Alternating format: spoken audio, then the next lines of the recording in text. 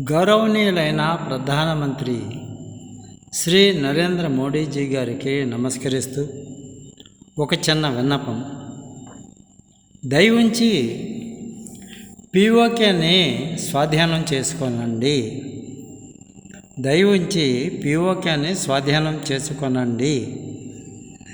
అలాగే పాకిస్తాన్లో ఎన్ని భూభాగాలను అయితే స్వాధీనం చేసుకోగలిగితే అన్నీ చేసుకోండి.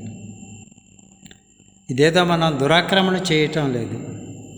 మన పొరుగు దేశంలో ఉన్న ప్రజల సంక్షేమం కోసం, వాళ్ళ యొక్క ఆకాంక్షను తీర్చటానికి.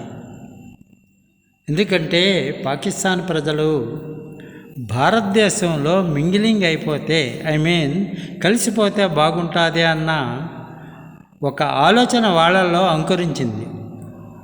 పీఓకే అది మనదే ఒకప్పుడు, కాకపోతే అది దురాక్రమణ చేసింది పాకిస్తాన్. మనం దురాక్రమణ చేయటం లేదు. ప్రక్క దేశాల మీద దురాక్రమణ చేసే అలవాటు భారతదేశానికి లేదు. కాబట్టి అక్కడ ప్రజల సంక్షేమం కోసం మనం ట్రైనింగ్ ఇద్దాం. వాళ్ళకి చక్కగా బ్రతుకుతారు. ఆ తల్లిదండ్రులు చాలా సంతోషిస్తారు. వాళ్ళలో కూడా మేధావులు ఉన్నారు. ఏ తల్లిదండ్రికి కూడా వాళ్ళ బిడ్డలు పాడైపోవాలని కోరుకోరు. ఆ తల్లిదండ్రులు అక్కడ సంక్షోభాలతో ఆ యొక్క ప్రతిరోజు ఇదొక దినచర్యలో భాగం అయిపోయి వాళ్ళకి ఎంత కష్టం.